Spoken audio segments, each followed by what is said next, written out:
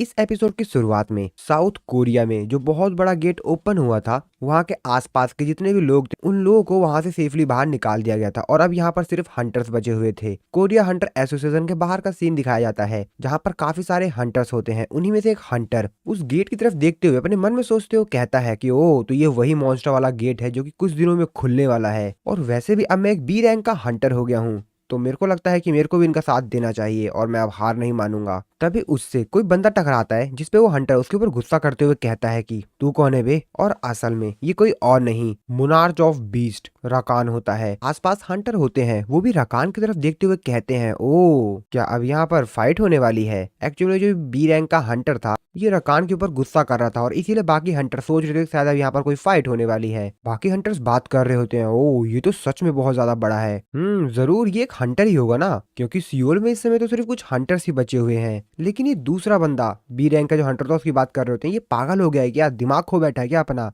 मेरे को लगता है कि इसके लिए एम्बुलेंस को हमको कॉल कर देना चाहिए, क्योंकि अभी कुछ समय में इसकी पिटाई होने वाली है। और वो बी रैंक का जो हंटर होता है वो रकान के ऊपर गुस्सा करते हुए चिल्लाते हुए कहता है, ओए तेरे को पता नहीं है क्या, जब तुम किसी से टकरा जाओ तो तुमको उससे माफी मांगनी चाहिए। लेकिन वो बी रैंक का हंटर अपने मन में सोच रहा होता है कि मैं एक बी रैंक का हंटर हूँ अब, और वैसे भी देखा जाए तो बी रैंक का हंटर एक हाई लेवल होता है और अब मैं पहले जैसा नहीं रहा, अब मैं काफी ज्यादा इंप्रूव कर चुका हूँ अपने आप को, और अब मैं वो नहीं हूँ जो अपने बॉस के तलवे चाटता था या बाकी जो उसके साथी थे उनके ऊपर मैं डिपेंड था। अब मैं एक बी रैंक का हंटर हूँ, इसको तो मैं संभाल ही लूंगा। और वो रकान के ऊपर फिर से चिल्लाते हुए कहता है कि तू वहां पर क्या सिर्फ खड़े होकर मेरे को देखता ही रहेगा, अगर तूने कुछ गलती की है तो उसकी गलती की माफी मांगो। और तेरी उसके आगे वो कुछ बोल पाता, रकान उसके ऊपर चिल्लाते हुए उसको मार देता है। हाँ हाँ उसको मार देता है वो। अब ये चीज को देखकर बाकी सभी जो यहाँ पर आसपास हंटर्स होते हैं उनकी तो हालत ही खराब हो जाती है, क्योंकि मार दिया वो बड़ी बात नहीं थी, उससे बड़ी बात थी उसको खा गया था। अब इस चीज को देखकर बाकी सभी जो हंटर होते हैं वो बात करने लगते हैं,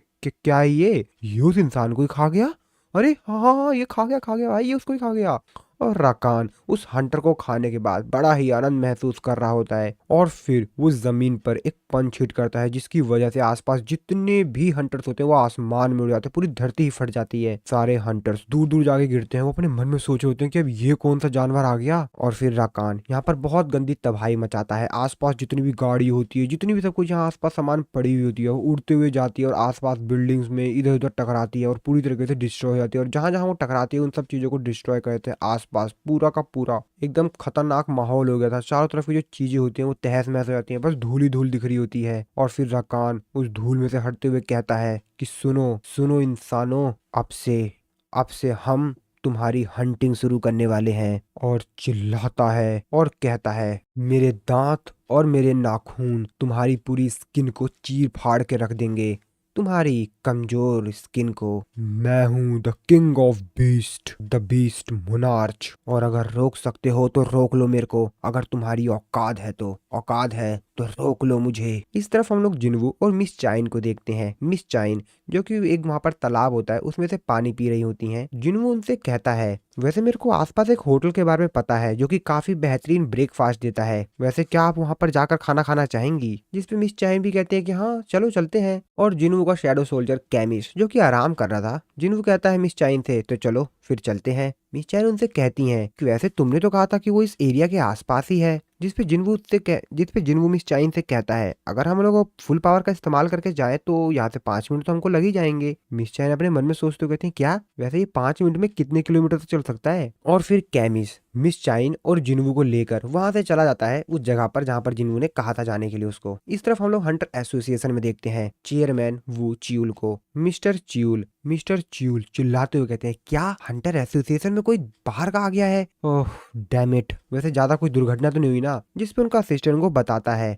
कि अभी तो हम एग्जैक्ट नंबर को कंफर्म नहीं कर सकते हैं, वैसे हाँ बहुत ज्यादा गड़बड़ हो गई है। मिस्टर वू च्यूल अपना सर पकड़ते हुए कहते हैं कि बस अब कुछ घंटे ही बचे हुए हैं डंजन ब्रेक में, और अब ये सब, ओ नो, वैसे ही मैं काफी ज्यादा परेशान हूँ इस गेट को लेकर, और अब एकदम से ये मॉन्स्टर आ गया। मिस्टर च्यूल अपने असिस्टेंट से बोलते हैं कि वैसे हंटर सांगजिन कहाँ पर हैं, उनके बारे में कुछ पता चला। जिसपे वो कहता है कि नहीं अभी तक हमको पता नहीं वो कहाँ पर हैं। मिस्टर च्यूल अपने मन में सोचते हुए कहते हैं, अगर वो बेकार सिचुएशन में आए तो उससे पहले ही मेरे को ऐसा कुछ संभालना होगा, जब तक हंटर जिन्वू यहाँ पर नहीं आते हैं ये सब कुछ मुझे ही संभालना होगा। तभी वहां पर एक दूसरा हंटर आता है, वो मिस्टर च्यूल से कहता है कि चेयरमैन वो हंटर आ गया है जो कि उस मॉन्स्टर को संभाल सकता है। मिस्टर च्यूल कहते हैं, क्या हंटर जिन्वू आ गए हैं क्या।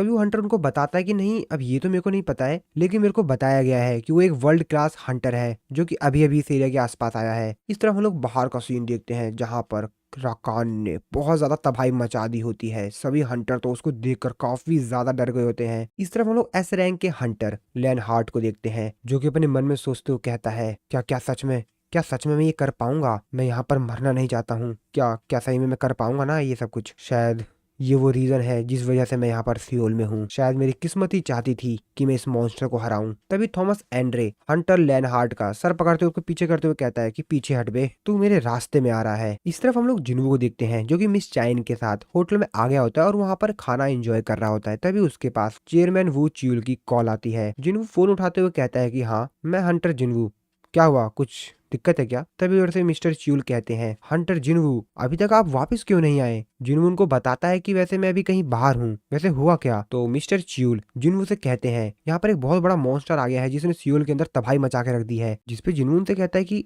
नामुमकिन, ऐसा कैसे हो सकता है? ऐसा तो हो ही नहीं सकता क्योंकि डंजन ब्रेक में तो अभी भी शायद काफी दिन बचे हुए हैं ना। मिस्टर च्यूल कहते हैं कि हाँ, ये सही है, लेकिन जिसपे जिन्वू मिस्टर च्यूल से कहता है कि वैसे कितने दुश्मन है हमारे, कितने लोग हैं वो? मिस्टर चिलो उनसे कहते हैं कि नहीं, कोई ज्यादा लोग नहीं है, सिर्फ एक ही बंदा है। जिन्वू कहता है क्या, सिर्फ एक? जिन्वू अपने मन में सोचते हुए कहता है कि क्या सियोल के अंदर इस समय सभी हंटर्स हैं? क्योंकि जितना बड़ा वो गेट है, उस गेट को रोकने के लिए सभी हंटर्स वहां पर आ चुके हैं। और तभी वहां पर एक मैजिकल बीस्ट अपेयर हो गया जिसने की सब कुछ तबाही मचा के रख दी। सिर्फ एक सिंगल मैजिकल बीस्ट, और पता नहीं वो कहाँ से आया है। अब ये क्या चल रहा है? मिस्टर च्यूल जिन्वू को आगे बताते हैं, एक पूरा का पूरा गिल्ड जो कि उसको रोकने के लिए आया था, उसने पूरे गिल्ड को ही ऐसे चुटकियों में खत्म कर दिया। मेरे को नहीं लगता कि ये कोई नॉर्मल बीस्ट है। और मेरे को अभी रिपोर्ट मिली है कि थॉमस एंड्रे उस जगह पर पहुंच गया है उस बीस्ट से लड़ने के लिए। जिन्वू अपने मन में सोच रहा होता है, इम्पॉसिबल। वैसे मैंने अपने शैडो सोल्जर्स को थॉमस एंड्रे और बाकी सभी हंटर्स के पीछे तो रखा हुआ था ना, और मैंने उन लोगों से कहा था कि अगर कुछ भी गड़बड़ हो, थोड़ी सी भी गड़बड़ तुमको लगे तो तुम मेरे को बताना। और एक ऐसा मॉन्स्टर जो कि इतना ज्यादा ताकतवर है, पूरे के पूरे गिल्ड को ही खत्म कर सकता है, इतना सब कुछ हो गया, लेकिन उन लोगों ने मेरे को अभी तक कोई रिपोर्ट ही नहीं दी। एक मिनट, सियोल में जो मेरे शैडो सोल्जर्स हैं उनसे मेरे को ये अजीब सा सिग्नल क्यों आ रहा है? ये अजीब सा सिग्नल, ये बहुत ज्यादा कमजोर है, लेकिन ये बहुत ज्यादा अजीब है।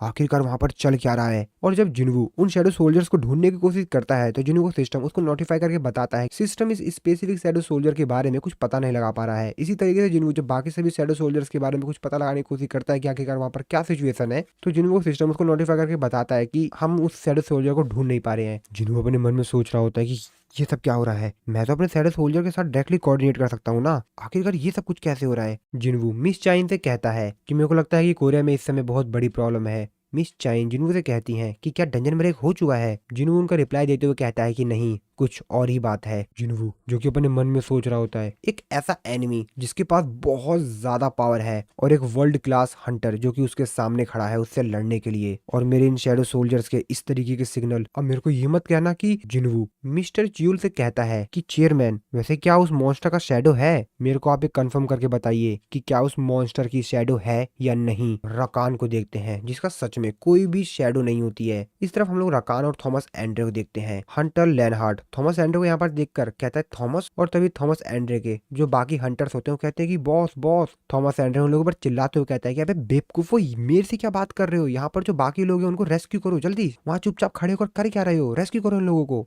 इस तरफ थॉमस एंड्रे रकान को ही देख रहा होता है। थॉमस एंड्रे कहता है कि एक बीस्ट जो कि अब यहाँ पर तबाही मचाने वाला है बिना ये जाने कि वो किस जगह पर है। और इस तरफ रकान जो कि अपने फुल फॉर्म में आ चुका है अपनी तबाही दिखाने के लिए और इंसानों को खाने के लिए। थॉमस एंड्रे भी रेडी होता है इससे फाइट करने के लिए और कहता है, और ये पागल बीस्ट सिर्फ मरने के लिए आया है यहाँ पर और अभी ये मरेगा जरूर। और फिर थॉमस एंड्रे और रकान दोनों को दोनों अपनी पावर दिखाते हैं एक दूसरे को कि हाँ, हम कितने ज्यादा ताकतवर हैं। रकान के चेहरे पर भी कोई डर नहीं होता है और थॉमस एंड्रे के चेहरे पर भी कोई डर नहीं होता है। दोनों के दोनों खड़े होते हैं आमने सामने फाइट करने के लिए। और फिर क्या लड़ाई शुरू होती है इन दोनों की। सबसे पहले रकान थॉमस एंड्रे के छाती में अपना नाखून ही घुसेड़ देता है, लेकिन थॉमस एंड्रे का जो शरीर है वो थोड़ा सा ज्यादा ही मजबूत है बाकी हंटर्स की तुलना में। और फिर थॉमस एंड्रे का भी दिमाग खराब हो जाता है और फिर वो रकान को एक खींच कर पंच मारता है। प्यार से नहीं मारता, चिंता मत करो, बहुत तेजी से मारता है। रकान बहुत ज्यादा दूर जाके गिरता है और फिर थॉमस एंड्रे रकान को पकड़ के जमीन में ही दबा देता है। हम लोग मिस्टर चोई को देखते हैं जो कि उस जगह पर पहुंच जाते हैं जहां पर लोगों को इवैक्यूएट किया जा रहा था। वो हंटर से पूछते हैं कि वैसे इवैक्यूएशन की सिचुएशन कैसी चल रही है, यहाँ पर सबको निकाल लिया गया है ना। जिस पे वो हंटर कहता है कि नहीं, अभी भी काफी सारे लोग बिल्डिंग्स के अंदर हैं, हम अभी भी इवैक्यूएट कर रहे हैं लोगों को। मिस्टर चोई भी इस फाइट की जो परसेंस होती है उसको सेंस कर लेते हैं। वो अपने मन में सोचते हुए कहते हैं कि थॉमस एंड्रे एक नेशनल लेवल का हंटर जो कि अभी एक मिस्टीरियस मैजिकल बीस्ट से फाइट कर रहा है और इतनी ज्यादा पावरफुल माना निकल रही है इसके अंदर से। ये माना तो बहुत ही ज्यादा है, ये उससे भी ज्यादा है जो कि मैंने जेजू आइलैंड रेड के दौरान फील की थी। ये माना बहुत ज्यादा है। आखिरकार थॉमस एंड्रे किस प्रकार के मॉन्स्टर के खिलाफ लड़ रहा है। और इस तरफ हम लोग देखते हैं थॉमस एंड्रे और रकान को। थॉमस एंड्रे रकान की छाती पर एक बहुत तेजी से पंच मारता है जिसकी वजह से रकान सामने जो बिल्डिंग होती है उस पूरी बिल्डिंग में जाकर टकराता है और सामने धूल धूल हो जाती है। और तभी रकान उस धूल में से बाहर निकलता है। थॉमस एंड्रे इस चीज को देखकर काफी ज्यादा हैरान होता है और रकान काफी ज्यादा तेजी से थॉमस एंड्रे की तरफ आता है और अपना सिर थॉमस एंड्रे की पीठ पे दे मारता है। थॉमस एंड्रे जो कि अपनी ताकत का इस्तेमाल करके उसके इस अटैक को डॉज करते हुए उसको ही उल्टा पकड़ के जमीन में फिर से दे मारता है। लेकिन रकान तभी एकदम से खड़ा होता है और थॉमस एंड्रे के चेहरे पर एक बहुत तेजी से पंच हिट करता है जिसकी वजह से थॉमस एंड्रे उड़ता हुआ बहुत ज्यादा दूर जाके गिरता है। और फिर रकान एक मुस्कुराहट देते हुए कहता है थॉमस एंड्रे से, तो चल आजा। और थॉमस एंड्रे को मारने के बाद रकान भी थोड़ी सी स्माइल देता है और फिर थॉमस एंड्रे दोबारा से खड़ा जाता है रकान से फाइट करने के लिए। लेकिन इस बार वो थोड़े से अपने नेक्स्ट फॉर्म में आने वाला था और इसीलिए थॉमस एंड्रे बोलता है रीफोर्समेंट। और फिर वो अपने, हम लोग को मालूम है ना, और फिर थॉमस एंड्रे अपने न्यू फॉर्म में आने लगता है। बाकी सभी जो यहाँ पर आसपास लोग होते हैं, मिस्टर बेग और बाकी सभी हंटर्स, वो सभी लोग भी जो कुछ देखकर काफी ज्यादा हैरान होते हैं। मिस्टर बेग कहते हैं कि आखिरकार यहाँ पर ये होने क्या वाला है, सभी लोग तैयार हो जाओ। और तभी रकान जमीन पर एक बहुत तेजी से पंच हिट करता है जिसकी वजह से चारों तरफ की जो जमीन होती है वो फिर से काफी ज्यादा टूट जाती है। बाकी सभी लोग ये चीज देखकर काफी ज्यादा हैरान होते हैं। मिस्टर बेग थोड़ा सा पीछे हो जाते हैं और वो रकान को ही देख रहे होते हैं जो कि काफी ज्यादा गुस्से में नहीं होता है, हंस रहा होता है क्योंकि उसको तो मजा आ रहा होता था कुछ करने में। मिस्टर बेग उसकी तरफ देखते हुए कहते हैं क्या ये वही मैजिकल बीस्ट है जिसके बारे में बताया गया था। और वो थॉमस एंड्रे की तरफ देखते हुए कहते हैं कि तो इसका मतलब ये, ओ तो सच में ये इंसान है थॉमस एंड्रे। और थॉमस एंड्रे भी अपने अल्टीमेट फॉर्म में आ चुका होता है। बाकी सभी जो यहाँ पर हंटर होते हैं वो थॉमस एंड्रे की तारीफ करते हुए कहते हैं कि तुम बीस्ट हो सर, आप बीस्ट हो, मार दो इसको, मारो इसको। थॉमस एंड्रे उन लोगों को कहता है अबे बेवकूफ हो, जाके कवर लो, संभलो, अपने आप को संभालो, क्योंकि अब थॉमस एंड्रे अपने अल्टीमेट फॉर्म में है और राकान यानी कि मोनार्च ऑफ बीस्ट ये भी अपने फुल फॉर्म में है और अब इनकी जो फाइट होगी वो भी फुल फॉर्म में होगी। इस तरफ लोग मिस्टर बेग को देखते हैं जो कि अपने बीस्ट फॉर्म में ट्रांसफॉर्म हो रहे होते हैं। अपने मन में सोचते हुए कहते हैं कि जरूर ये कोई नॉर्मल मॉन्स्टर नहीं है तो मेरे को भी ट्रांसफॉर्म हो ही जाना चाहिए। लेकिन तभी राकान उनके करीब आता है और मिस्टर बेग चाह कर भी अपने बीस्ट फॉर्म में ट्रांसफॉर्म नहीं हो पाते। और अब ऐसा इसीलिए हो रहा था क्योंकि राकान जो कि मोनार्च ऑफ बीस्ट है और मिस्टर बेग भी एक बीस्ट फॉर्म में ही ट्रांसफॉर्म हो रहे हैं। तो इस समय जो बॉस है वो राकान है और राकान उनको बीस्ट फॉर्म में ट्रांसफॉर्म होने की इजाजत नहीं दे रहा है और इसीलिए मिस्टर बेग चाह कर भी ट्रांसफॉर्म नहीं हो पा रहे थे अपने बीस्ट फॉर्म में। मिस्टर बेग के शरीर से पसीने छूट रहे होते हैं, वो काफी ज्यादा डर गए होते हैं। एनिमल की सिक्स्थ सेंस, ओह मैं चाह कर भी ऐसा नहीं कर पा रहा हूँ। और फिर मिस्टर बेग के सामने से राकान चला जाता है थॉमस एंड्रे से लड़ने के लिए। मिस्टर बेग अपने मन में सोचते हुए कहते हैं कि मैं उसे तो आंखें भी नहीं मिला पा रहा हूँ। और इस तरफ राकान भी अब तैयार होता है थॉमस एंड्रे की पिटाई करने के लिए और फिर वो अपनी पावर का इस्तेमाल करके आसपास जितनी भी गाड़ियां, कार और भी बाकी सारी जितनी भी सामान होती है वो काफी ज्यादा तेजी से आसमान में उड़ाता है और थॉमस एंड्रे की तरफ फेंक देता है। लेकिन थॉमस एंड्रे उन सभी चीजों को साइड कर देता है अपनी पावर का इस्तेमाल करके। बच्चा तो है ना ये यार, कोई नॉर्मल हंटर थोड़ा थॉमस एंड्रे, अपने अल्टीमेट फॉर्म में आ गया है ये। तो बड़े ही आसानी से उसके सारे अटैक को जितनी उतनी गाड़ियां फेंकी हुई थी उनको बड़े आराम से